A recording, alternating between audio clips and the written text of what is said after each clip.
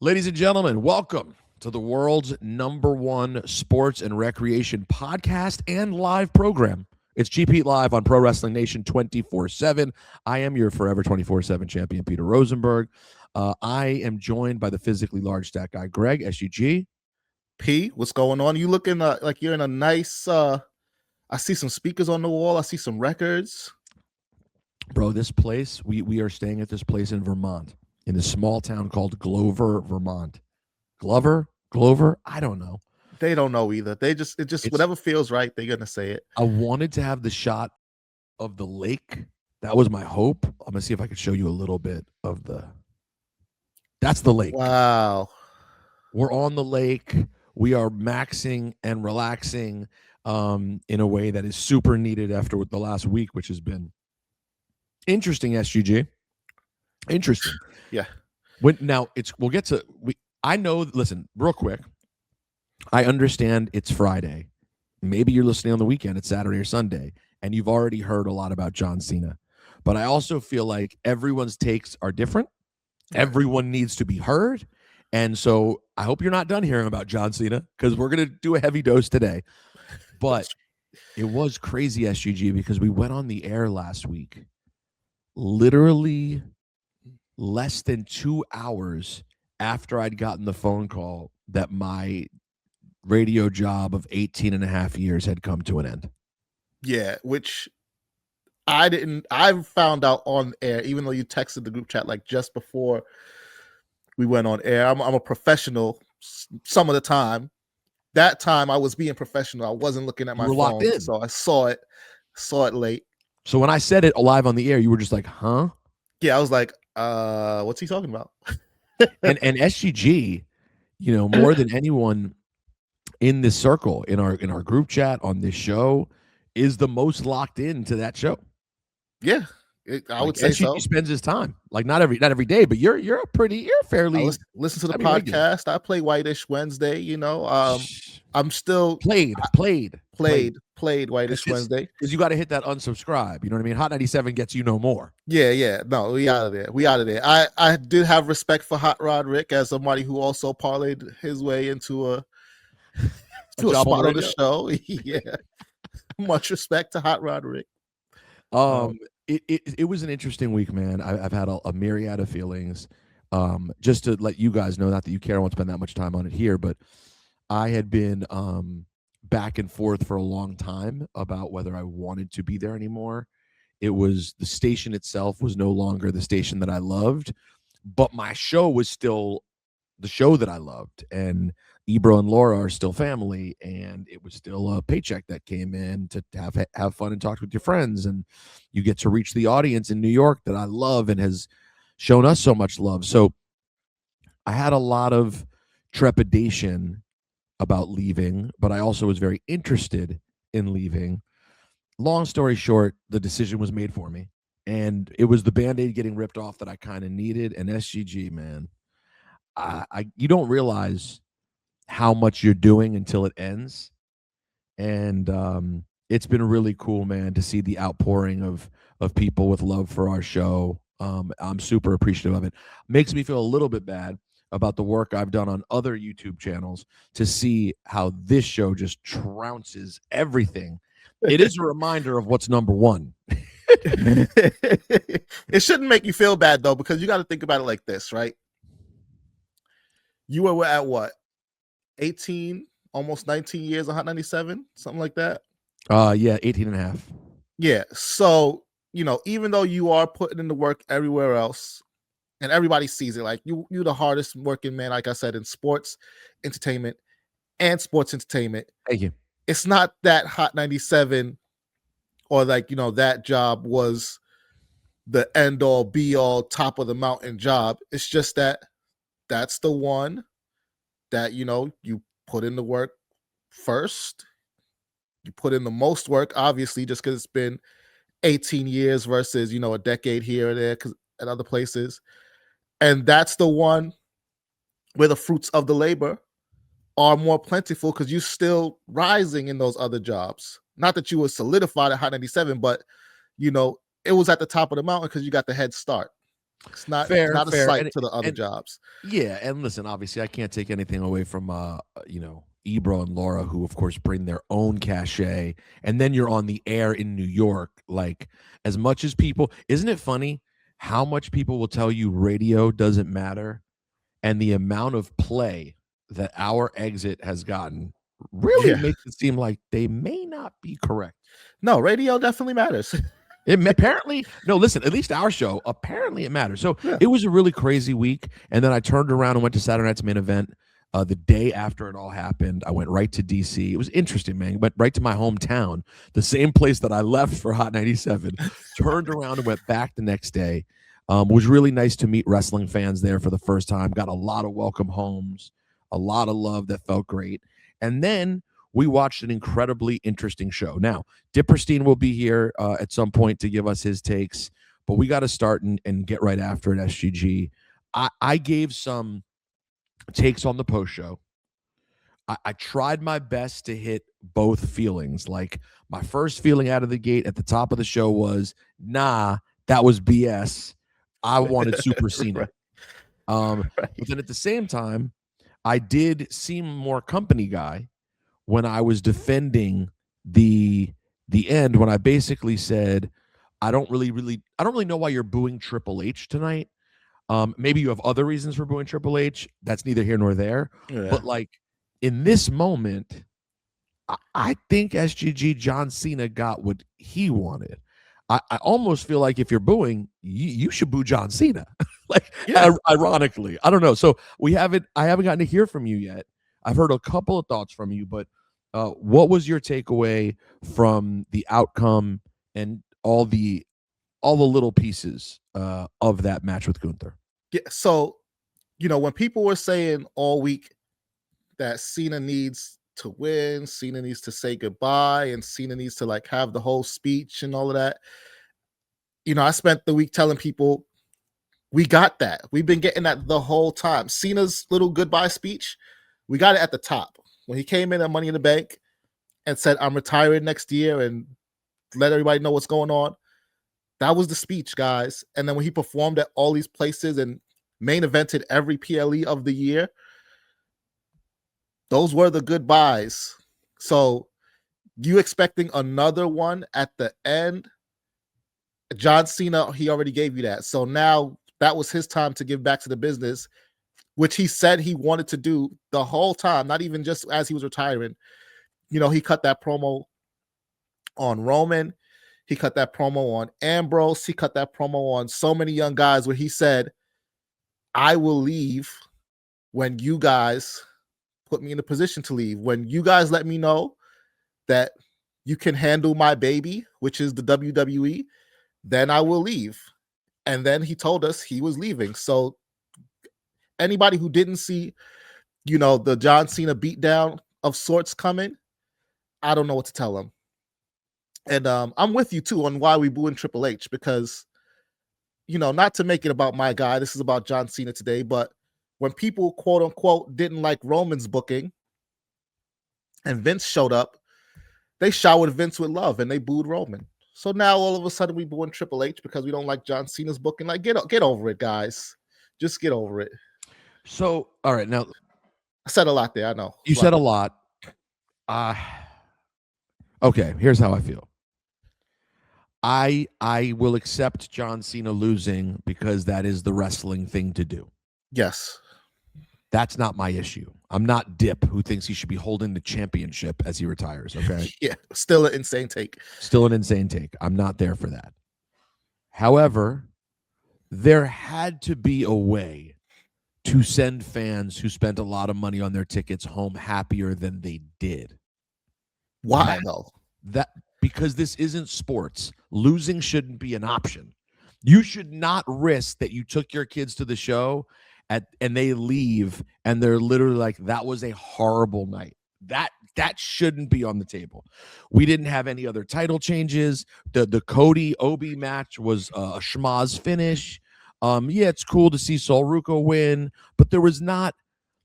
Remember, you're also giving them NXT stars. So like a lot of these kids may not even know who the wrestlers were in the other matches. They said this was the biggest gate in the history of that building. That includes the Capitals winning the Stanley friggin' Cup in that building. Right. People paid a grip to go there. There are so many ways they could have made the end, in my opinion, feel better, SGG. Whether it was him getting on the mic for a minute, whether it was Gunther beating him down afterwards, and then the baby faces come down. You know what I mean? And we have a moment, some music hits, some sort of pick me up at the end. But like, what was the pick me up at the end? So that's the thing, right? When fans say they need to go home happy, they have a very narrow view, I think, of what that means, which is why I just throw it in the trash. Because I don't necessarily want to be happy all the time at the end of my wrestling show. I want something that's like, what's going to happen next, right? And whatever had to happen next was not going to involve Cena, right? That was part of the deal. We've been prepared for that all year, that what's next is not going to involve Cena. So that what's next part, needing to make the fans home happy, was not an option.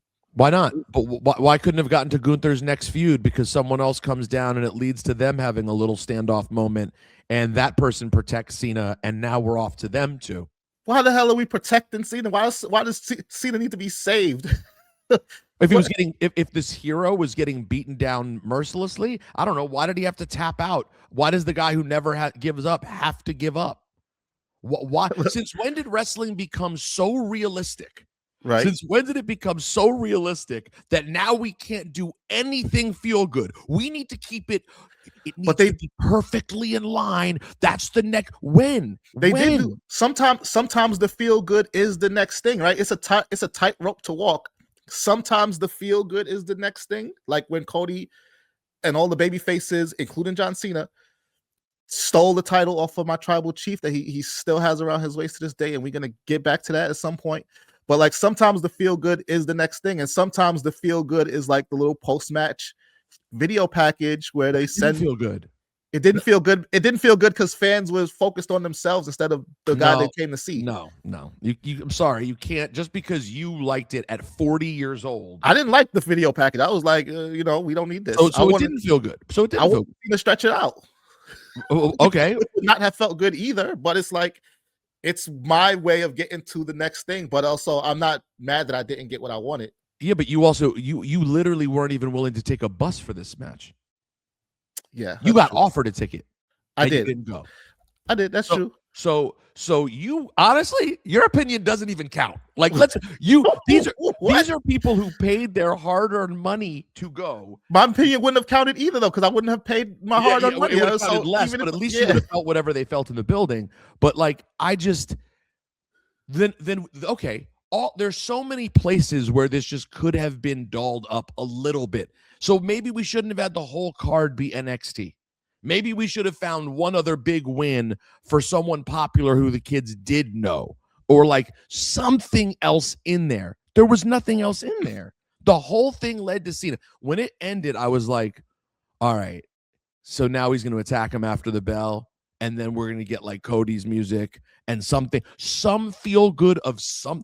I just don't know why this moment with the most unrealistic superstar since Hulk Hogan, John Cena, is his entire career, he's been the most unrealistic superstar besides Hulk Hogan. They had to end his career with the perfect realism. Everybody dies. Like, what are we doing? It's John Cena. His whole career was doing things that made adults go, well, I don't understand it, but it's for the kids. And now at the end, they had to do this really hardcore Saving Private Ryan depressing drama. Why now? and then furthermore, you weren't feeling the smile tap, and then the smile tap, the smiley tap. You weren't feeling it. Let's take a break and get into the smiley tap. Listen, guys, we're not taking phone calls today. We got to just delve into this. This is an in-house issue. We need to deal with this as a family. But what you can do is send your emails. RosenbergWrestling@gmail.com. Send your emails in, RosenbergWrestling@gmail.com. Tweet us, maybe jump on our Instagram page, Cheap Heat Pod. Jump on there and say what's up. Maybe we should align all of these emails and Instagram accounts. Probably a great idea. Jump on, give us your thoughts. We want to hear from you. We're also still going to hear from Dipperstein, who I am willing to guess will not have the same take as SGG. That's why you come to this show. You get it all. You're going to get SGG on one side. You're going to get me in the middle. And you're going to get Dipperstein so far somewhere else that you don't even know where the hell he is. But that's what makes it beautiful. Am I right, SGG? That is. I mean, this idea that you're always in the middle is, for dispute. But I'm not. No. I'm definitely not always. But here, he's going to be even further than me. We already know he thinks Cena should have left with the championship. Yeah, insane. Exactly. All right. So we will get to more of this conversation, including what happened with that tap, next, right here on Cheap Heat Live, Pro Wrestling Nation 24/7. Talking to Captain Lou Albano. First of all, I want to wish everybody out there a merry, happy, happy Christmas. And I'm looking forward to many, many, many presents on this Christmas day. Yes, that's right, me, I'm Santa Claus. And Santa Claus looking for another new Cadillac to put with my other three. I'm looking for all kinds of goodies. I'm looking for all kinds of good foods and fine wine and fine women. I'm looking for everything, brother. I want it all together on Christmas Day. You got it? Merry Christmas from the Captain, brother. I'm ready. Welcome back to Cheap Heat Live, Pro Wrestling Nation 24/7. Happy holidays, everyone. We are officially now into holiday season. I hope some of y'all are getting vacations starting already, but I know a lot of people, SGG, got to work Monday, Tuesday, even Wednesday. Oh, God forbid. Please, not Wednesday. Not an issue for me, SGG. You know what I mean? Me either. That's the thing about getting laid off right before the holidays. Cruising. Yeah, they did you a favor. Yeah, thank you. I was looking for a little vacay. So we hope everyone's enjoying their holiday season. We're, of course, talking right now John Cena. So SGG and I just argued. Obviously, we had our different views of how it could have gone. Now to the tap. To tap or not to tap, first of all, is the question. And then the second question is the details of the tap. To me, again, this hyper realism of like John Cena needed to tap at the end, SUG, I would have loved, and I don't understand. Yes, I can hear the argument. People have been making it all week on this station. I know. It's poetic for him to tap. Great. That's your view of it. I think it's trash. That's your view of it. My view of it is, even if you want to support SGG's angle of you wanted the ruthless beatdown to end it, SGG wanted him stretchered out. I still argue, just have him fall asleep. That's that old Rocky, I still never quit, Apollo. That's the classic. He still never gave up. Yes, you lose, but you never give up. That's his entire mantra. You better pray to the gods that Gunther goes on to be the second coming of Brock Lesnar. They have a hand in it, though. They can write it that way. But it may not take. We all know that. Why not? You know, like, we obviously can tell everyone very much wants Gunther to be the guy. And Gunther's really dope. And I'm very fond of him. Great guy, great talent. There's a lot there. Absolutely. I still think if you were going to make John Cena tap for the first time in history, maybe it shouldn't have taken him 20 minutes to beat Pat McAfee. That's just me. That's just, I mean, we want to be uber realistic, right? Look, gotta keep it consistent. I'm the king of keeping the energy. Some people will say I'm not, but I try to keep the energy. If Gunther tapped out John Cena, Pat McAfee should have lasted 2.5 minutes and then been stretchered out. Yeah. There's no world in which John Cena and Pat McAfee. Actually, what was the length of each match? Do you know? I think Pat McAfee might have had the longer match. I can check. Oh, my SGG, please don't. Please don't tell me. No, please don't. I don't even think I want to know if that's the case. But you are the stat man. So I didn't need it, SGG. Now, would you have been okay if Gunther gets the big win, but Cena falls asleep and doesn't tap? No, because I feel like that does more for Cena than Gunther, and he's on his way out. But why? Gunther still looks like the man. He still made him go to sleep. And the kids get to have this John Cena thing forever. Let's not act like wrestling ever ends. Are you stopping? I'm sorry. Is the John Cena merch going away? Are we going to stop promoting John Cena for the next 30 years? Let's have him continue to be the never give up guy. Why can't he be the never give up guy forever? Why is everyone acting like his in-ring career ending is the end of John Cena? You're still selling me Hulk Hogan. The man died a few months ago. Okay? We're never going to stop selling this. So why do we have to have him do this? I give up. I'm done, buddy. His smile was better than yours. You got to give. Come on, you got to give. Yeah, don't mock the smile. More aggressive. It's true. So did you find the numbers yet? Gunther Pat McAfee was 14 minutes long. Okay, so maybe the John Cena wasn't that. What do you? Yes, let me know what the Cena was. My guess is Cena was like 22. Yeah, I'm thinking it was around there. Early 20s, some low 20s, something like that.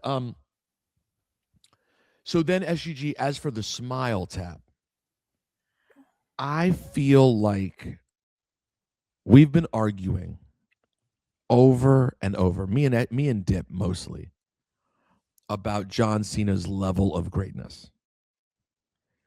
And one of the things that I've always struggled with, and I love the man, he's a great, great talent, okay? He is an all-time icon. No, he's not the greatest of all time, in my opinion, but he's very great. The reason I always kept him off the Mount Rushmore, SGG, was about the wrestling stuff. It was the in-ring stuff. He takes me out of it sometimes. Yeah.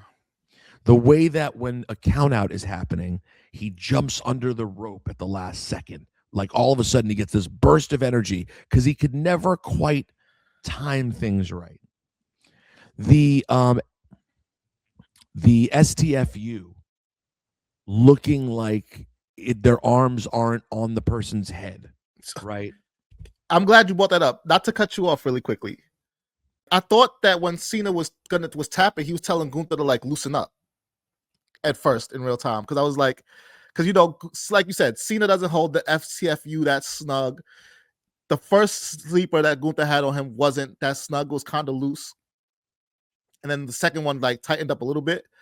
So I thought Cena was tapping him to tell him like, hey, chill. Because Cena also like, listen, we know he was calling that whole match. Well, hold on. I'm seeing him calling the spots. We're getting there. That's there too. So when it comes to Cena, the rush under the ropes to beat the count, the STFU always looked the stuff that he wore in the ring, whatever. I'm not some like purist who thinks you have to wear just trunks and boots, but I will say the sneakers sometimes took me out a little bit, just from like it doesn't look like a sport when you're wearing Skechers as much, especially when the sneakers not fly. I'm definitely out. Yeah, that doesn't help. SGG's point, the calling out spots loudly, all of these things were clunky. And to me, who loved Bret Hart and Macho Man and really guys who were like workers, I love Randy, for example, the other Randy or Orton. The John's clunkiness to me was always an issue of why I held him from saying he's the best. His last move in the ring of his career was a clunky, unrealistic tap out that everyone's like, you took me out of it. Like, I would just make this argument, and again, he's iconic. There's no question whatsoever. This last run, SGG, of the last year was a chance for Dip to win his argument of he's absolutely Mount Rushmore. And while he did some things that were really great in here, including the Cody match at SummerSlam, the AJ match in Perth, the Logan match in Paris, he did some really dope stuff. But SGG, I would argue this last year, Cena may have done more to help my argument than Dip's. Yeah, he showed you some of the warts in this last year, including the tap at the end. What is the message of the smiling tap? You can analyze it. There are people who think, oh, maybe it was a subtle bleep you to someone, or him showing discontent for the Rock heel turn thing. I don't know. We'll never know. But it was weird, SGG. It was.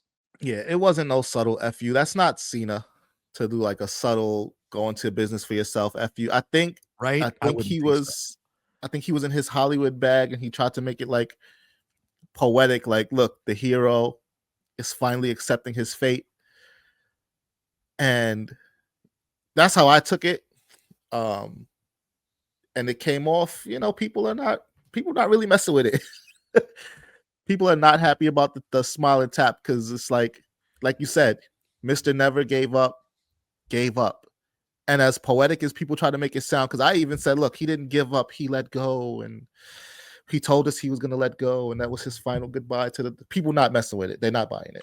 Well, and that's back to the clunkiness, because you did something, John did something that required a really, really subtle touch. And he's not a really subtle touch kind of guy. No. That's not what makes him like, you and I could talk about a lot of people. Yes, it's a fun conversation. Who are the best actors like in the ring when it comes to the actual performance art of it, really? Like the ones whose faces you really feel, and that's never been John. John's been big eyes and big mouth open and whoa, you people see this? He's always been that. It's not understated. It never has been. There's two people that come to mind when you have that conversation, and we could probably do like a special episode or like an evergreen segment on this one too, of like the best actors in wrestling. But the two people that jumped straight to the top of my head are two people who I say like are the two most influential wrestlers of all time, period. Like, people could throw other people in the conversation, and sure, there's elements of other people that are influential, but these two, I think, did more to shape what wrestling is since their time. And it's Bret and Shawn. And it's crazy because the way they would act is like two completely different performances, two different types of acting that you would get out of it. But those two, I think, are the best actors in wrestling, because even where Shawn was over the top and like Bret was like a more nuanced and like grounded and like realistic and how people would react every day to these scenarios, I think that those two are the best actors in wrestling, because either way, like it hooked people. It's so funny. I was thinking Bret and Shawn as well. Yeah. But it's funny. It's not like you think of either as being like, when they talk, the best actor ever. But even with Shawn, even the "I'm sorry, I love you," which is of course the best comp we can make here. The "I'm sorry, I love you" to Flair, he did enough where it was slow and you could see it and it's deliberate, but nuanced enough where you can believe it. Yeah, he's like, I have to do this, and then he put him down, and it worked. I just feel that was never John's thing. Randy's much better at it. I wouldn't go considering Randy a thespian, but he is. There's something natural. It's just in there, So I think it's really interesting. To me, this last run of John Cena gave you everything: the good, the bad, the ugly, the touching. It just gave you absolutely all of the things that make him John Cena. Yeah. It was very representative of him. But I also don't know, like, Dip is going to come on this show. He just hit us up. He said he's almost there. Dip is going to come on this show, and he's going to eviscerate, I'm sure, everything that happened on Saturday. And then he's going to tell you he's hands down Mount Rushmore and there's no changing it. and again, that's why, to me, Dip's argument is a very Hollywood argument. It's appropriate for him because the best wrestler part has almost nothing to do with it. It's just biggest. And I guess when you do biggest, If your top four are the four biggest wrestlers of all time, I think he should be there. Yeah. Right? I mean, he's the wrestler of the century. Like the the 2000s. I mean, all of it from 2000 to now. He is the wrestler of this century. You go back last century, you know, Rock is competing with Hogan. They're competing with Bruno. Like he's the one guy for this past shoulders 25 above years. everybody. Yeah. And I guess I think the four biggest of all time are Hogan, Rock, Austin, Cena. I guess those are the four biggest. I mean, we're not counting Bruno. And Bruno was what people considered to be a pro wrestler for a very long time. Yeah. Bruno gets the asterisk a little bit too, because like he was a territory, unfortunately. Hogan, Rock, Austin, Cena, they were wide. If we discover the aliens, we might find out they're intergalactic. We don't know. Bruno was just in the Northeast. Huge in the Northeast, but what do they know about Bruno? But you're right, and that's going to be the conversation. We had this conversation last week on the podcast. Is Cena? Is there going to be an attempt for Cena to sort of replace Hogan at the end? You know, it's interesting too. Hogan never had a true retirement. No, because he was always angling for the next thing. Yeah. His last match, I think I just saw. His last WWE match was him beating Randy. Yeah, at SummerSlam.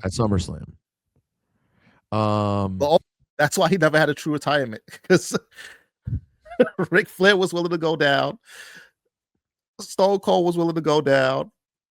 All these guys, Batista was willing to lose. Kurt Angle, everybody's willing to lose.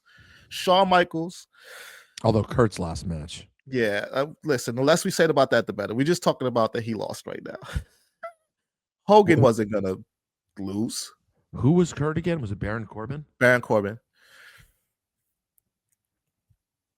Which, by the way, if they had done my man Baron Corbin right, I wouldn't even be mad at it. Yeah. But, Baron Corbin had a moment where I thought it was all about to happen. Same. I was locked in on even when he went Happy Corbin. I thought they could have went Cash Corbin with the alliteration. We loved Cash Corbin. We were big on Cash Corbin. You know, Baron Corbin, whatever. Happy Corbin, whatever. Yeah, Happy wasn't the move, but when he was downtrodden, yeah. Oh, there was so much there. There was so much there. But, anyways, who was it who beat Kurt? Happy? It was just Baron, I think.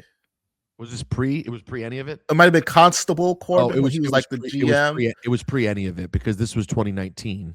Yeah. And the Cash Corbin, I mean, the Happy Corbin stuff was all like 2021, I think.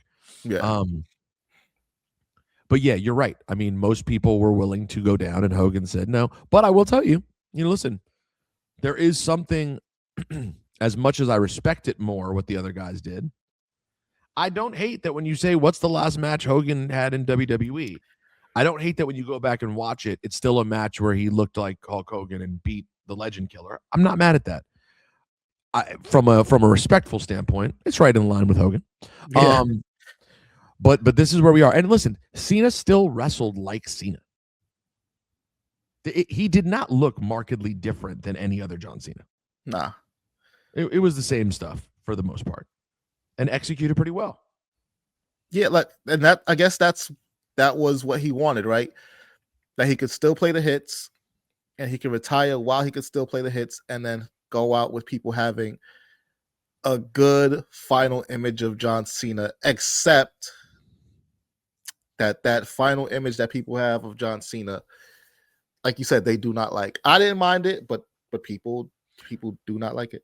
But you admittedly, you still didn't like the style of the tap. You were just fine with him tapping out.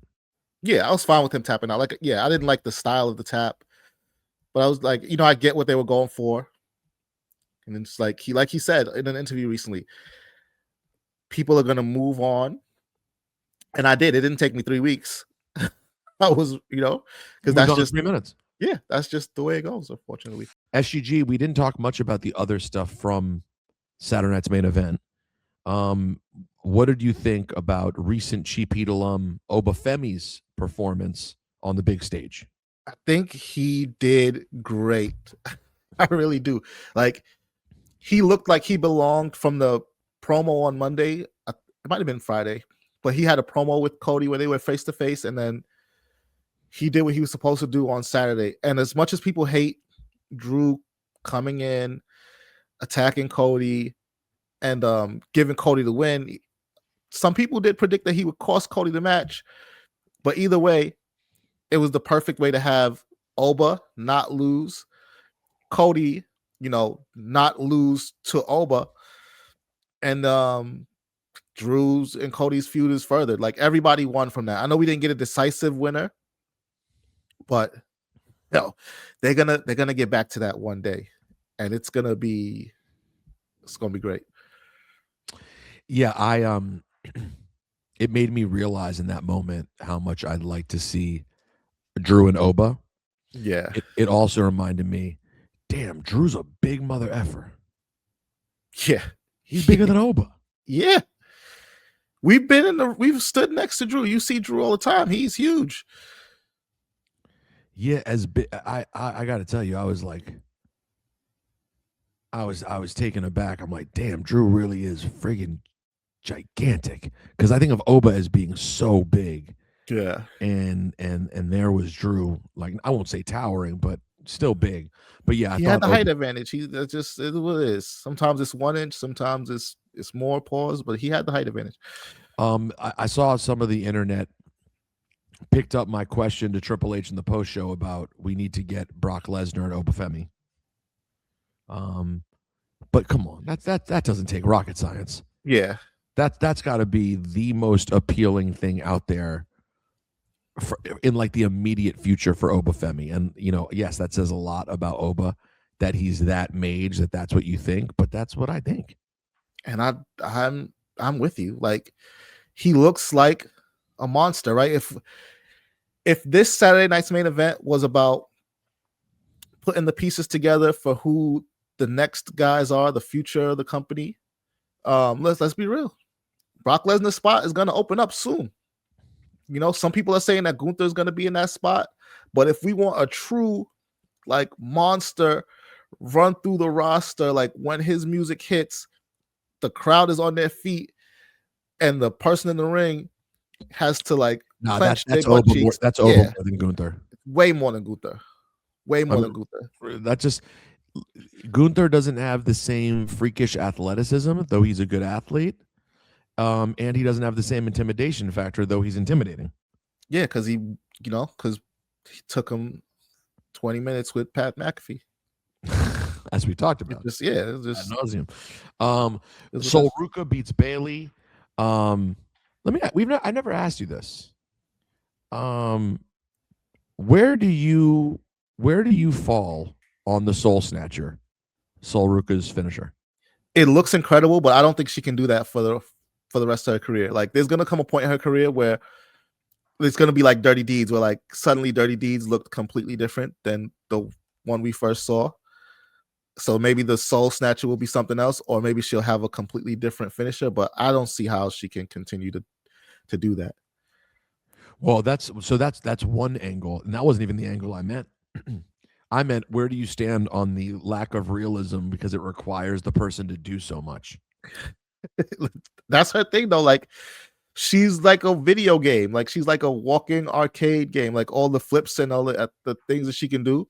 So I don't mind it as much, because it's just as impressive as everything else that she does. Like, when she's flying out of the ring and doing twists and twirls, and I think she was a gymnast, so it's not realistic for the rest of the roster. But, like, she does it with such ease that we just have to accept that it is realistic for her.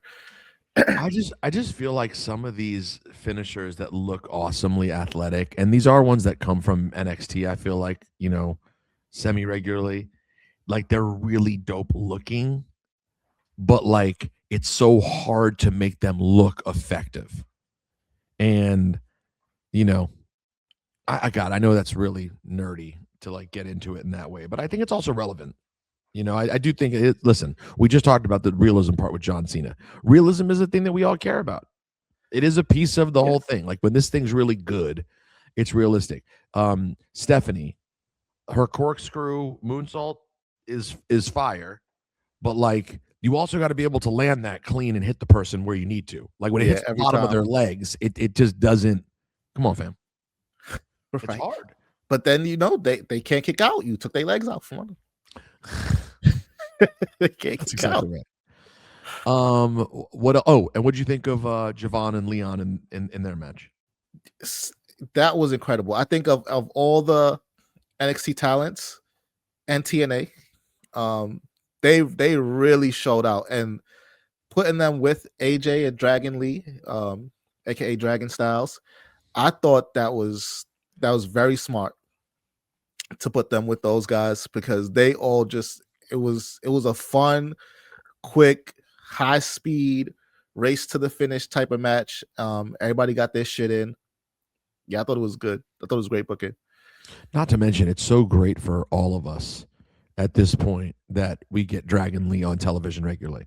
I mean, I don't love the random tag teams getting thrown together, but like their matches have been so fire. We didn't even talk about their New Day match last week. No, we didn't get Kofi any off the ropes into the Styles Clash. That was, bro. The New Day are still so valuable, by the way. Yeah, they are.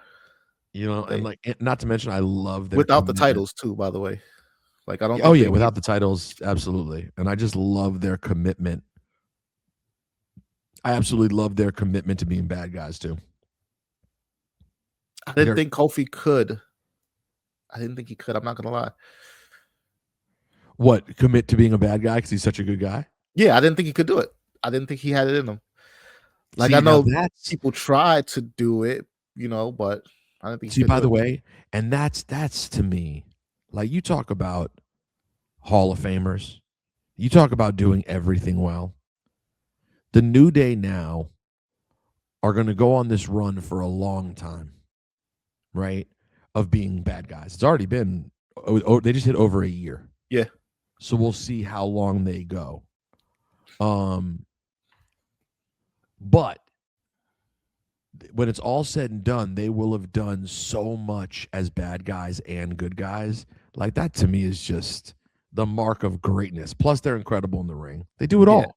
They do need like a strong bad guy tag title run. I don't think they need it right now.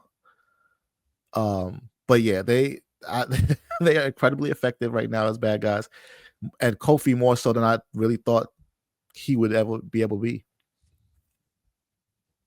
By the way, speaking of bad guys, I was happy to see Nikki Bella come get some get back on Raquel and Stephanie. Oh boy, did she! Did you see the knot on Raquel's head? Nah. Yeah. Wait, like hitting the stairs? Yeah. Instantly, too. There's a clip. Oh. They show her ringside, and the knot is on her head ringside. Wait. And then like backstage, she has the bandana on. She doesn't have the bandana on, but she's gonna need it. Backstage, they show it though. Like, the knot it's huge. That looks horrible. What did she not do? She didn't get her hand up?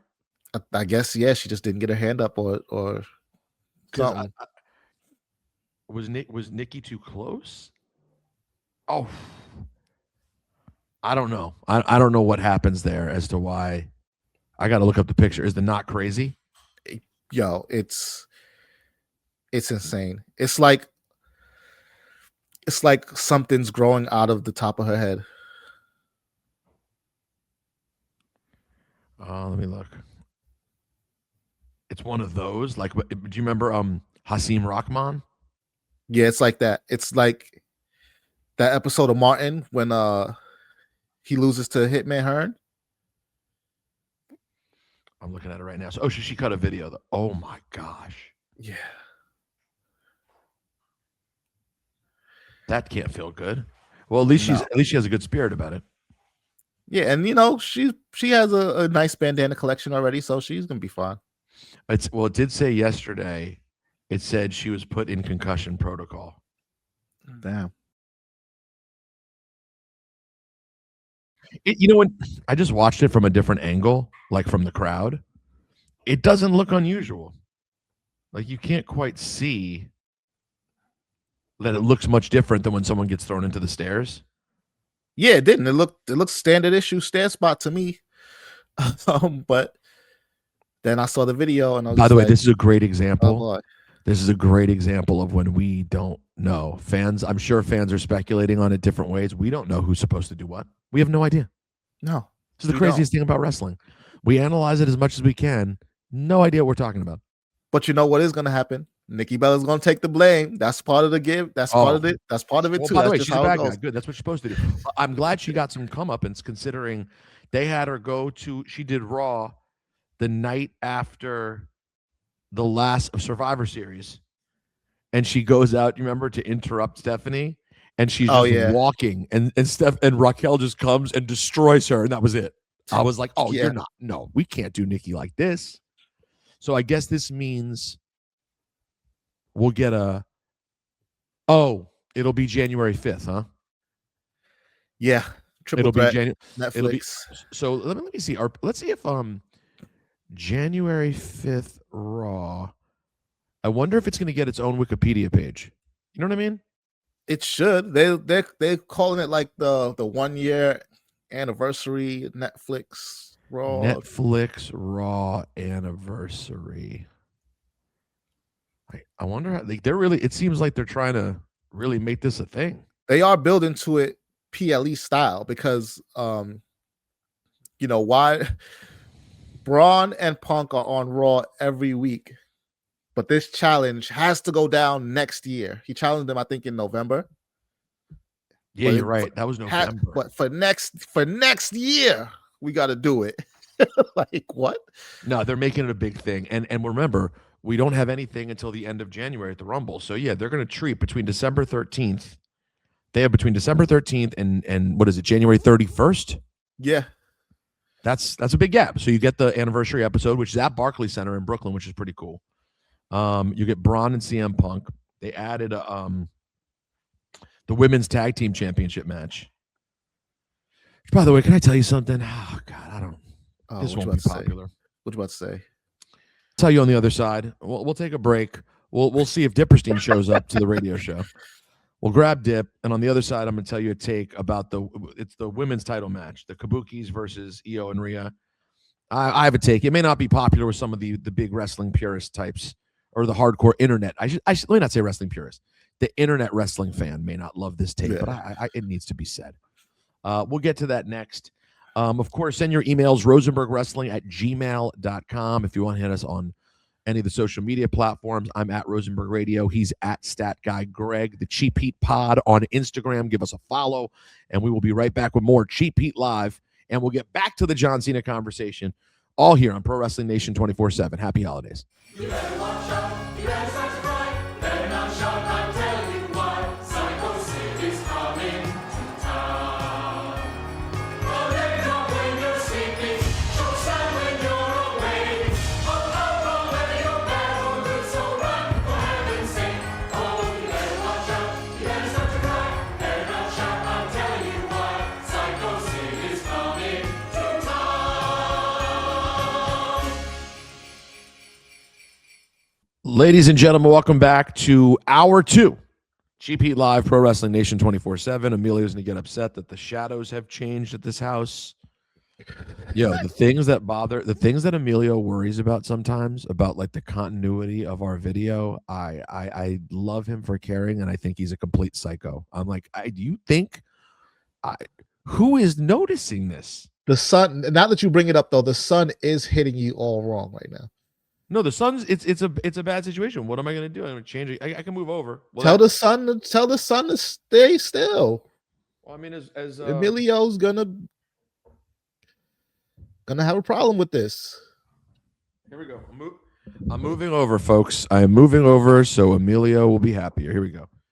He's gonna be like, yo, but Pete, it's an inconsistent look because in the first hour, you only had this behind you. Now you have something else behind you. All right, guys, welcome back to the program. You know how we do it. RosenbergWrestling@gmail.com, or you can hit us on Instagram, Cheap Heat Pod. I'm now told Dipperstein will be joining us in a few minutes. I mean, it's like we got to get that countdown like they had for Saturday's main event. John Cena's last match. Dipperstein's first appearance. Dipperstein finally coming on the show. Nat, can I have a piece of cheese? Natalie and I stopped. We're in this little Vermont town, and we stopped at a general store last night to get a few items, and she spent $100. What? Wait, what were the few items? Did you actually leave with the few items, and then she got black truffle cheddar cheese? That's not the cheese, but do we need black truffle cheddar? I'm not a truffle guy, so I would have immediately. I respect the black part, but the truffle part, I'm not rolling with. You can't trick me. Hold on. This is not the black truffle cheddar, I'm told. This is some other situation. Well, the black truffle cheddar is for her. Yeah, I don't you get the general store. The general store cheddar. Here we go. Exactly.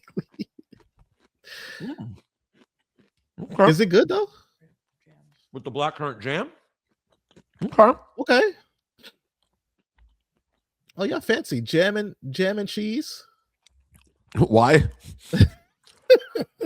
You're not wrong, but how is that fancy? It's not fancy. I mean, it is though. It is. When I'm feeling fancy, I do go jam and cheese. Also, I go like a fig jam with a slice of cheese, maybe goat cheese with fig jam. Isn't that funny though? That like, there's really nothing.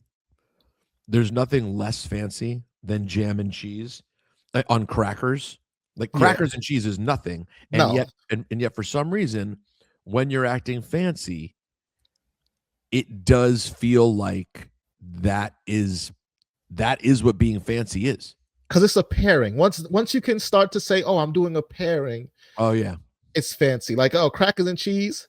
While that is actually a pair, nobody gives a shit about crackers and cheese. Let's just be real. Like that's a struggle. That's a struggle snack. Crackers and cheese. Like you need it in a pinch. Crackers and cheese. You throw some jam in it. Now you have a pairing, and the cracker becomes the vehicle for the pairing. And because it's a pairing, and you can throw around the word pairing, which I've done many times in the last moment. Yeah, that makes it fancy. And don't even let there be a second kind of cheese or wait a piece of salami. Now we got charcuterie. Yeah, and now you're in business. Now you're really fancy. So yeah, I take it back. Crackers and cheese is fancy. You were fancy, and that was like you said, a black currant jam. Oh, the black currant jam was popping. Yeah, because see, if it's just jelly or like strawberry jam, you're not in. You need like an exotic fruit. So you need like a fig. That's black. A really great point. You add the exotic sounding fruit to the jelly, and you call it jam. Oh, you want to talk exotic? Hold on. What is that? Oh, is there salami on there? Salami, cheese, jam, cracker. He changed, y'all. He changed. Vermont has changed him. This is who I am. This is how Vermont gets down. Vermont has changed him. Hey, I got Vermont cheddar. I'm living this Vermont life right now. In case you were wondering what the loss of his job at Hot 97 was going to do to Rosenberg's, the wealth is still wealthy over there. You thought I was going to get less wealthy when I lost the job. No. Yeah. This is goat milk cheese. Oh. And I'm going to wash it down with the finest Cambodian breast milk. That's right. Which, by the way, another one of those classic Chappelle jokes that just lasted the test of time and is built into your vernacular just because that's the era we lived in. Yeah. Now he really did. He put up a bunch of hits in that short time. Was it 2 seasons? 2 seasons, I think. Because that third season, I don't really count it. Wait, why? What was wrong with the third season? It was like lost sketches. It was half as many episodes. You know, I get it. They had to like fill the time. It didn't have as many hits on it. It was just, contractual obligation. That was when he was done, and they were just generating a season out of it, right? Yeah. I get the little contractually obligated season that they had to do, but. All right, babe. Thank you. That's a great snack. You just gave me what I needed for hour 2. By the way, this is the only wrestling show where the host is being fed charcuterie as he starts to break down Thank you. You saw that dance moves in the background I too? see it. No, it's all happening here. It's holiday season, folks. The fam's here. We gotta wake Yeah. up Maya soon. They thought She's the only crawling goat. around. They thought the only goat we was going to talk about today was John Cena. No, No. no. No, We we're talking have about the real goat, goat. milk, cheese Goat as cheese. well. All right. So I said I had an unpopular, what I thought could be an unpopular take. Let's Hold on. Wait, hold on. Oh, gotta wash it down.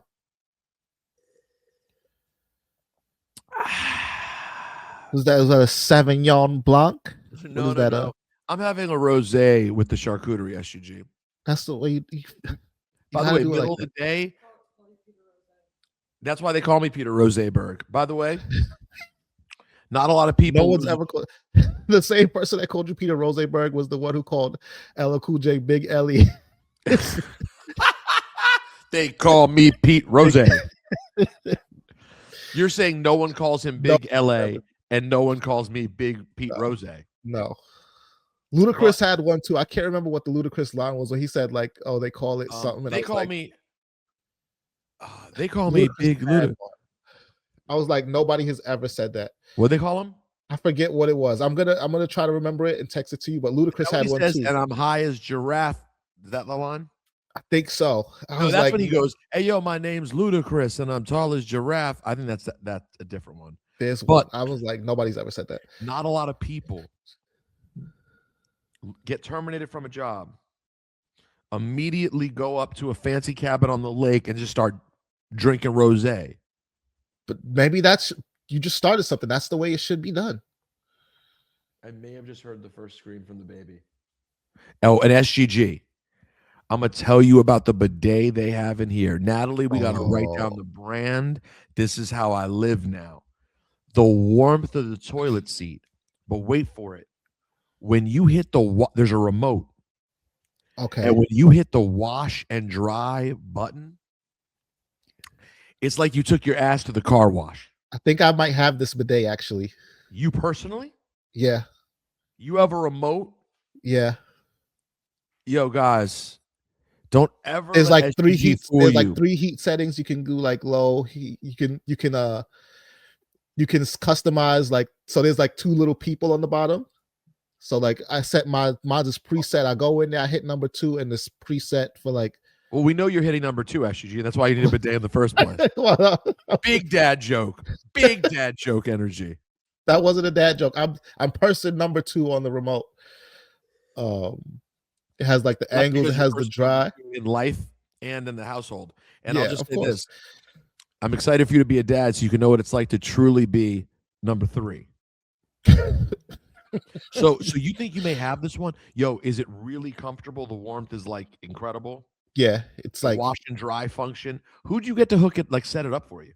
I set it up. I just put it up. I just put it together. It wasn't that hard to do? Nah. You got to run the toilet water to the seat and then the seat to the. Yeah, but like that was easy because it came with like a little tube. I connected the tube to the toilet water, and that was it. The hard part was finding an outlet near the toilet, which did not exist. We had to have somebody put one there. Oh, once we got to add electricity to the room. Yeah, no, there was electricity in the room, but just like an outlet by the toilet where the bidet can plug into was got it. No, this is all stuff to dream about for the future. The whole layout in this place we're staying, this whole room, yo, the speakers, SGG, the vibe in here when you turn the music on. So they have a Bluetooth speakers. They have so those are these 1970s JBLs they have. So they have old school, properly connected speakers, but their amp and receiver is a Bluetooth joint. So you're still playing Spotify, etc., but in the end, it's running from the Bluetooth to the proper JBL speakers. So you still get that warmth. You know what I mean? Yeah. And so listen, that sounds like a audiophile's dream right there. Oh no, this room is fantastic. Dip won't understand anything about this. He won't appreciate the bidet. He won't appreciate the speakers. There he is. Dipper's what's it called, babe? If anyone's looking to stay at this place, by the way, it's called Hinter. Google Hinter, Hinter. It's their Shadow Lake house. I'm going to take Dip right out. He's not ready.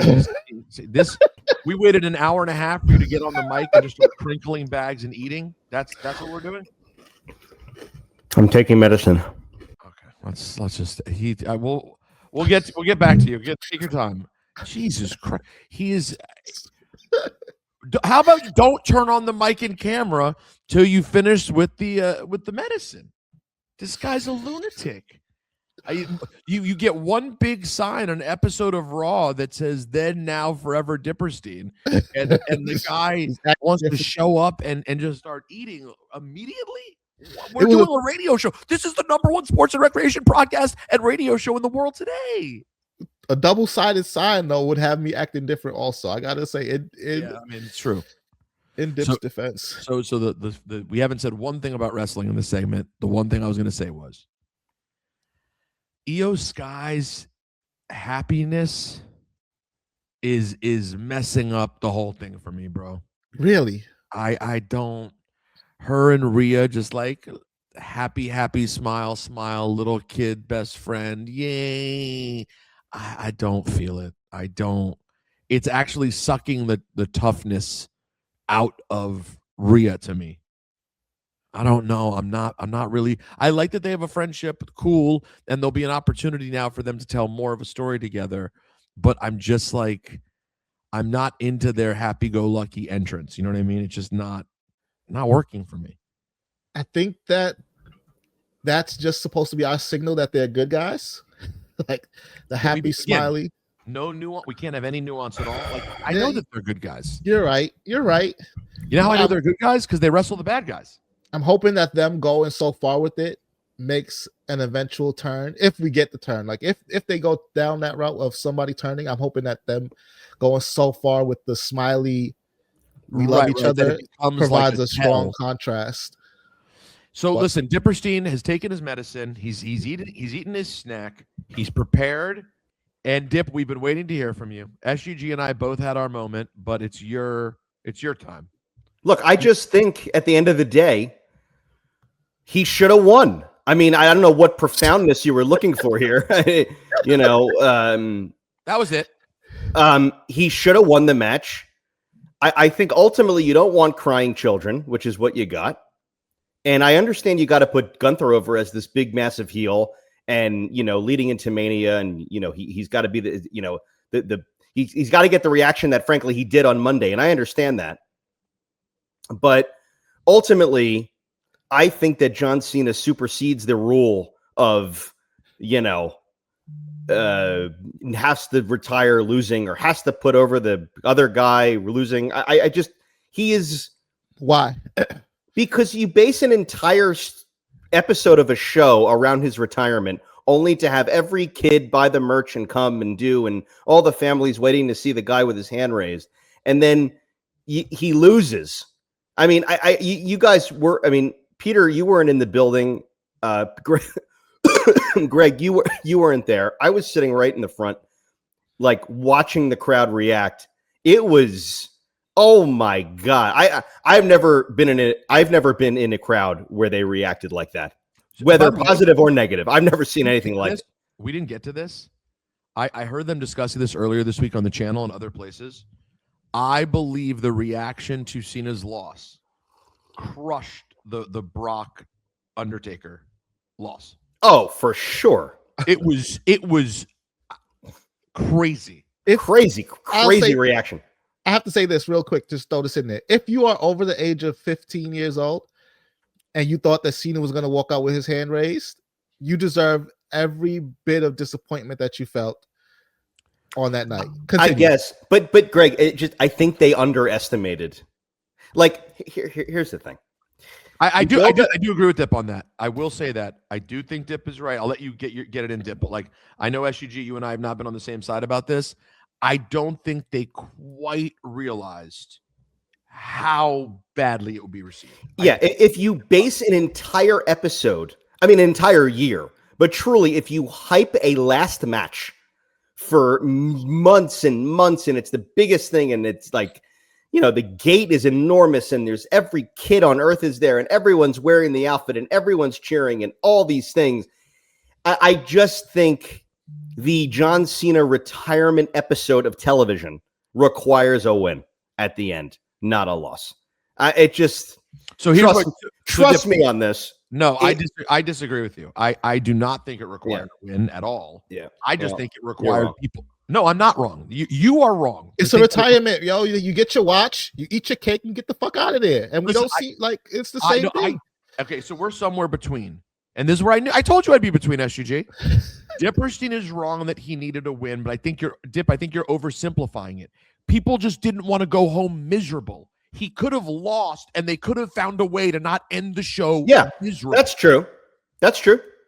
How about a really cool 2-minute speech? I would have liked the speech. The first thing I said he's not going to say anything. How about a fun Mania-like schmazaroo during the match where fun stuff happens? Something fun. The one thing me and SUG disagree on. I'm fine with him losing. I get that part. I hate the tap. We'll let you speak to that in a minute. We talked about that hour one, but I want to hear from you on it. Hate the tap. Fine with him losing. I just don't know why. The reason I love wrestling and think it's great, and we all do, is when I watch my football team, I've had to deal with a year where the Commanders were supposed to be good and they just sucked. Injuries, losing, misery. The reason we love wrestling is we don't spend money for a ticket and leave miserable. That's the whole thing. You don't leave miserable. I don't understand. And Dip, I think this is one of the greatest points I've ever made in the history. A lot of people are saying, it's not just me, that this is one of the greatest points ever made. John Cena is one of the least realistic characters in the history of wrestling, and yet his finale had to be perfectly real. Why? Why all of a sudden is he Mr. Realism? He was Super Cena. He was never realistic. And on his way out, it has to be like, well, that's what happens in sports. You got to lose bad. I don't get it. Before Dip jumps to his answer, this idea that we don't leave miserable, that is made up. That's made up. That's not true. How often do we leave miserable from wrestling shows? A lot. You think the people that saw Andre the Giant beat Hulk Hogan because of the twin ref at Saturday Night's Main Event and then hand the belt to Ted DiBiase, you think they left happy? That's fair. You think the people that saw Brock Lesnar squash John Cena, not this year, 10 years ago, you think they left happy? People leave disappointed all the time because you got to get those ebbs and flows. You think the crowd in Montreal saw Brett get screwed and they were happy? It's an extreme case, but those shows that you named all had more than 3 other matches featuring wrestlers that a lot of people in the building didn't know very well. Yeah, but also forgetting those all other matches wowed people. They got a show. I like wowing. You're forgetting the fact that all of the things that you just mentioned had a story. I mean, this had none. This is just the entire. This tournament's not a story. No, I agree. I'm not. Okay. Oh, okay. I was just saying, like, all of those things were part of a storyline. You left miserable because the story was going in a way that hurt the babyface.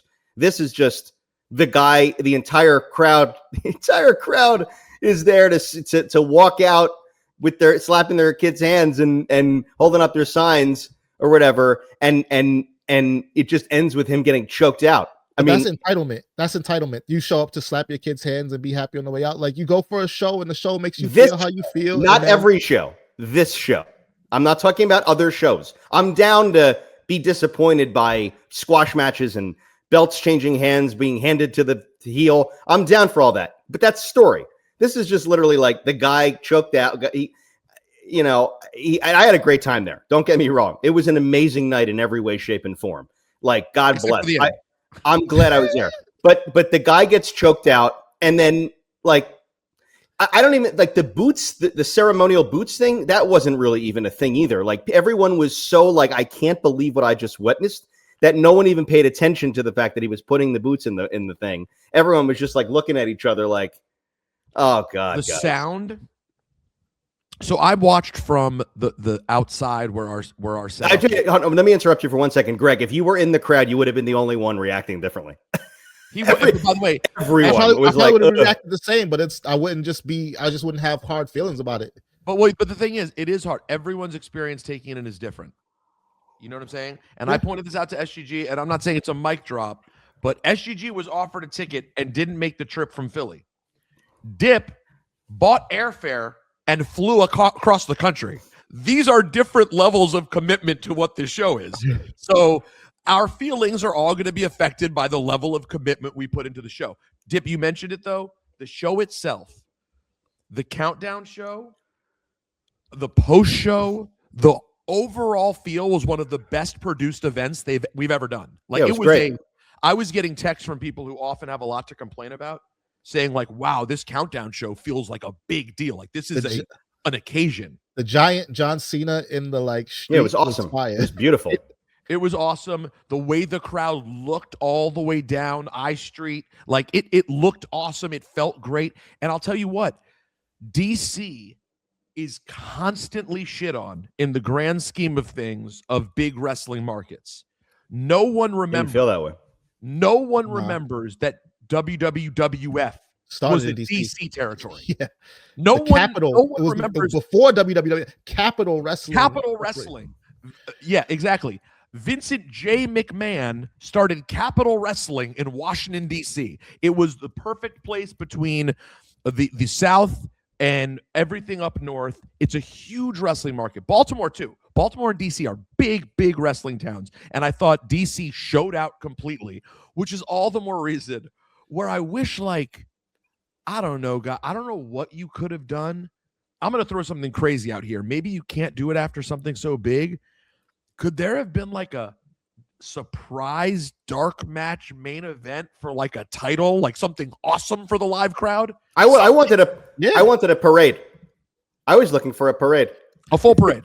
I wanted a parade with floats and everything. No one left the building as if they were expecting something else Mage to happen. Like, no one could believe it. They're expecting The Rock's music to hit. That's always what it is. The Rock or anything else. I mean, here's the thing, guys.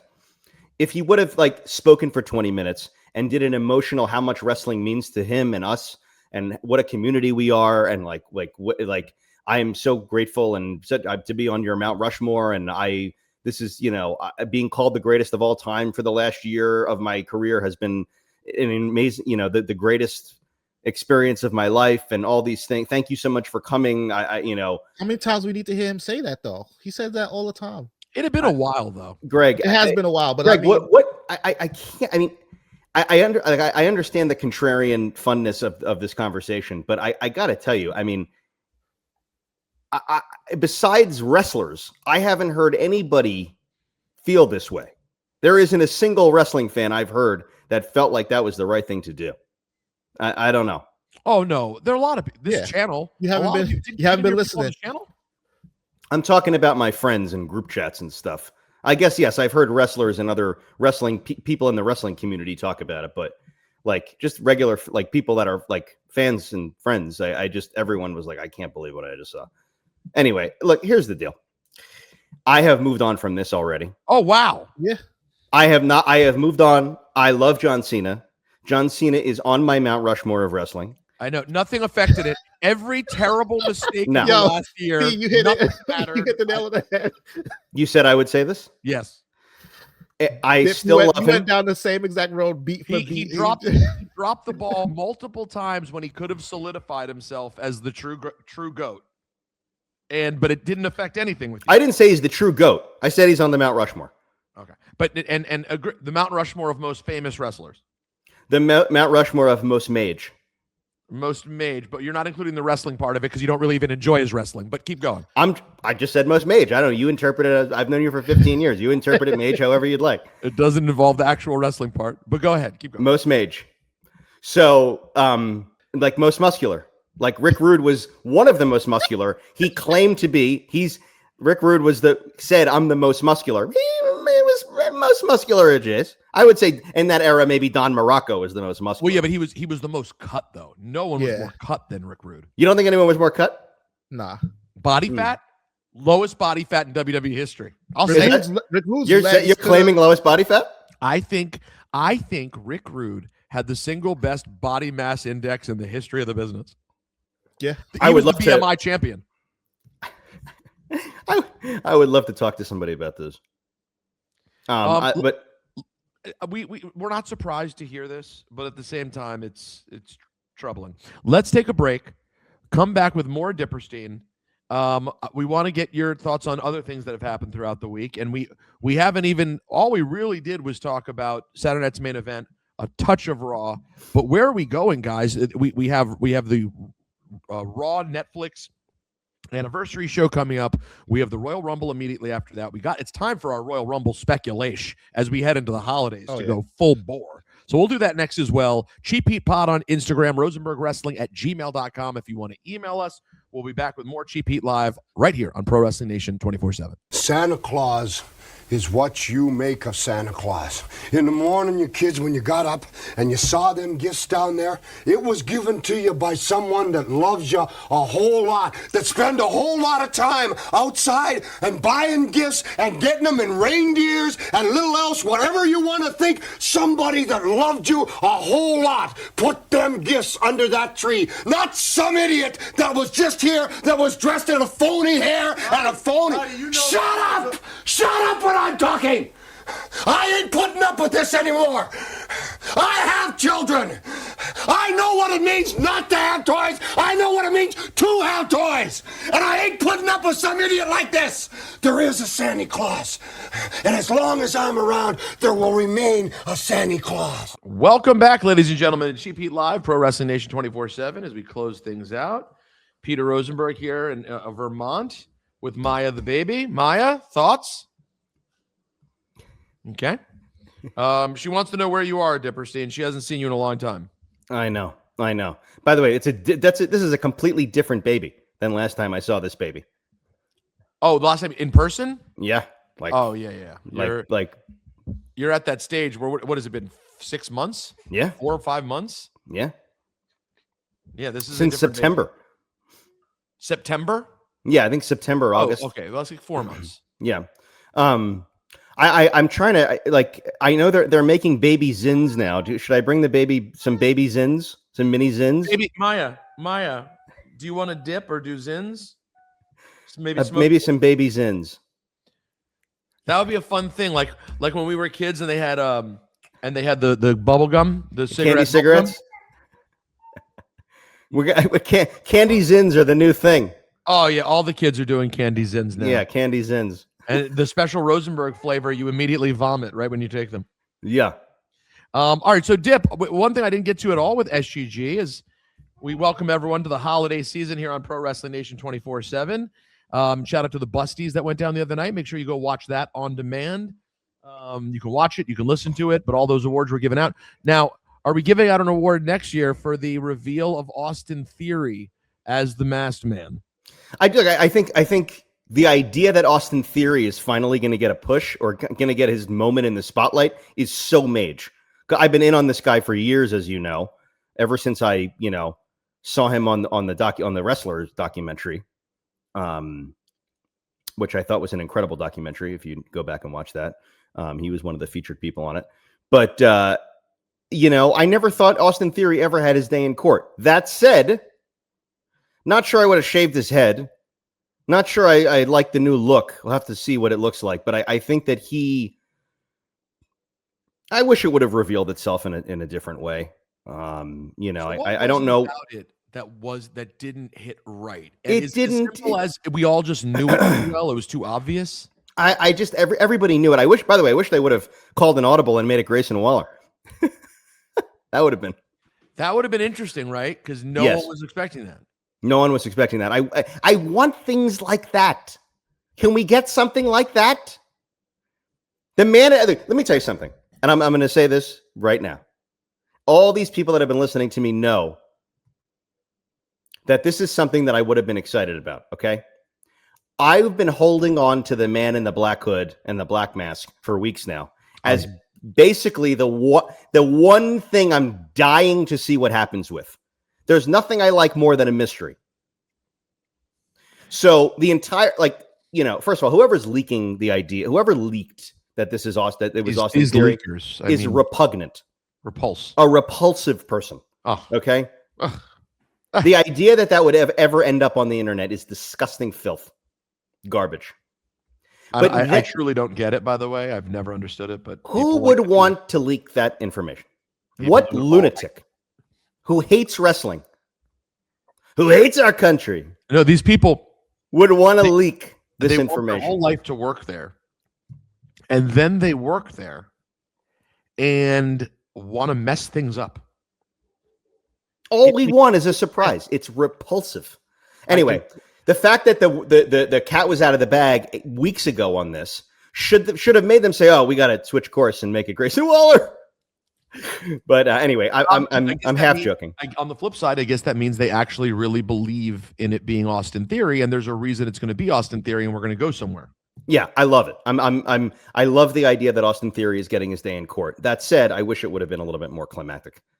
But I would have liked to have seen it run for a while, and different. Now the mystery get a little bit more layered. I guess now we'll find out what's going to happen here, though. Like, what is the new Austin Theory character mean? The idea, if he just joins the Vision and that's it, but he needs to have a character. He needs to have a motivation. What does Austin Theory want? What is he looking for? Anyway, what does it mean on a contract where after you sign your name by it says it's? Does that just mean you put your name in print? Say that again.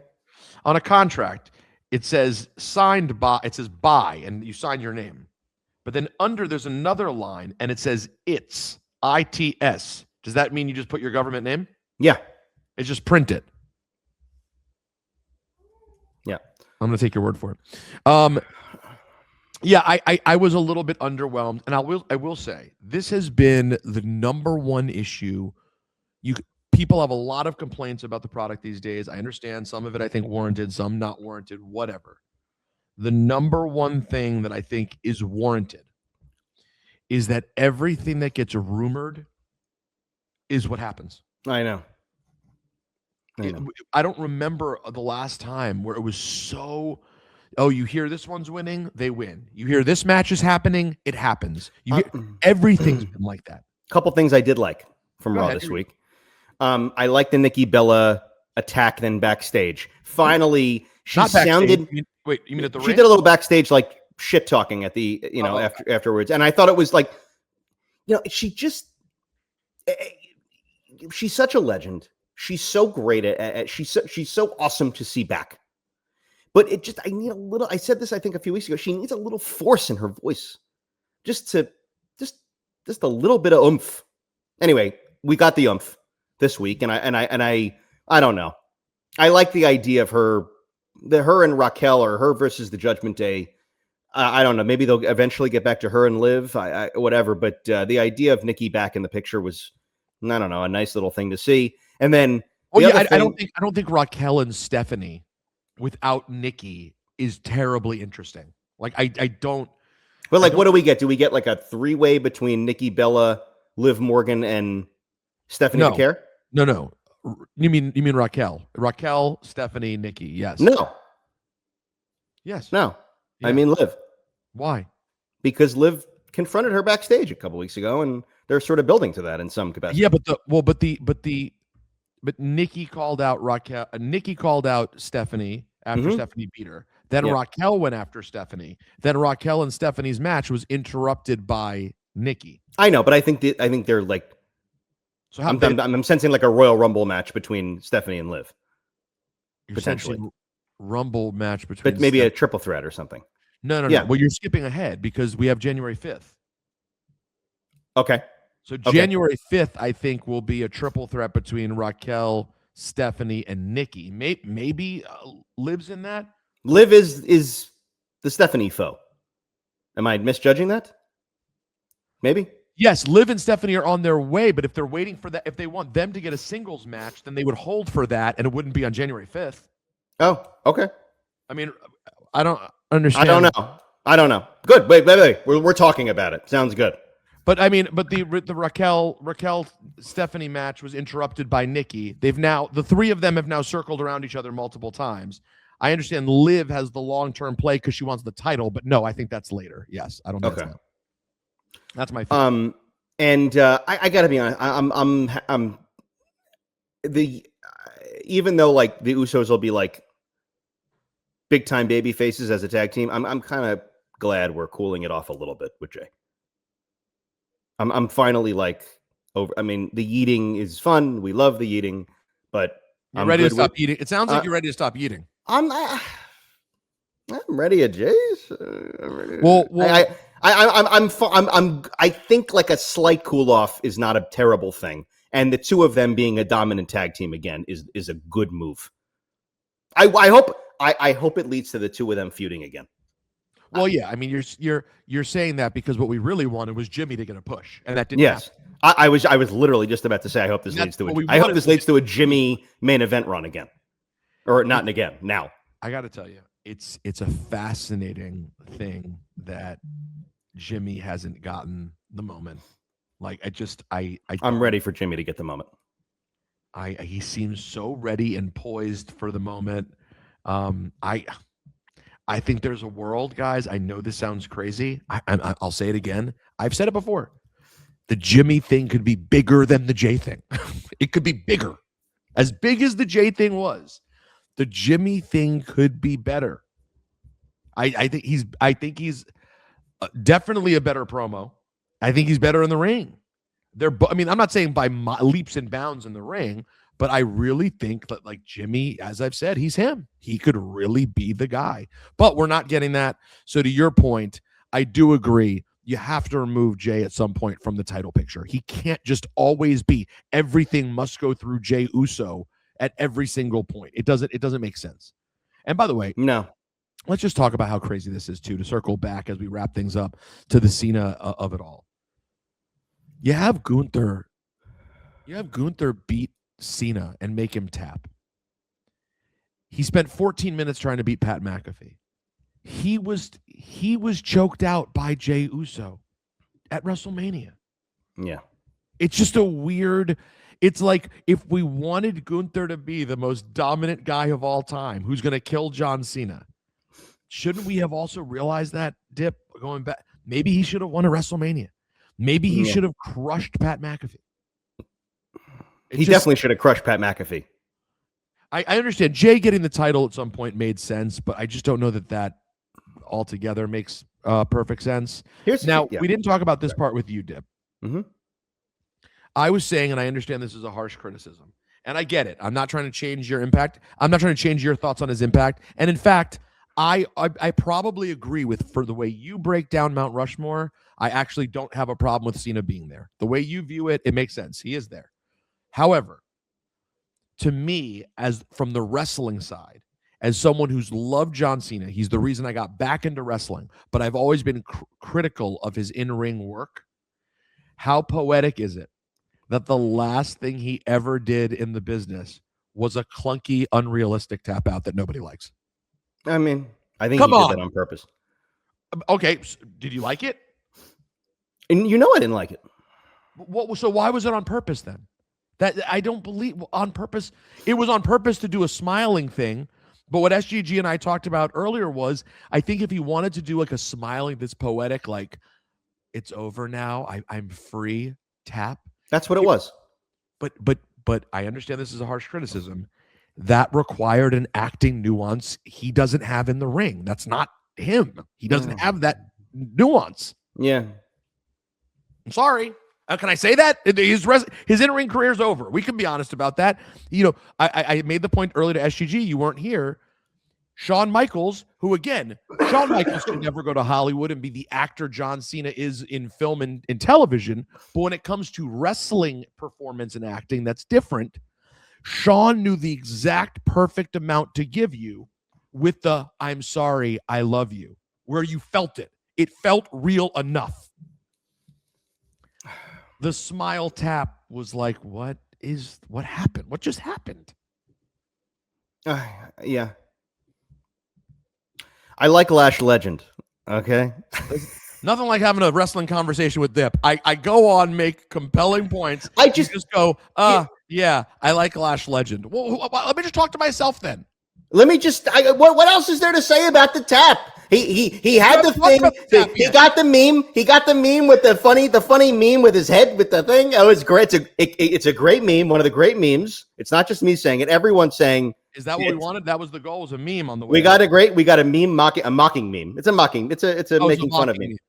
And then it was the I'm fading off into heaven, into the sunset. I'm tapping and I'm smiling as I do it. And thank you, everybody. And that's it. That was what it was. And you don't agree with my assessment, though, that it required a bit of nuance that just wasn't there in that moment?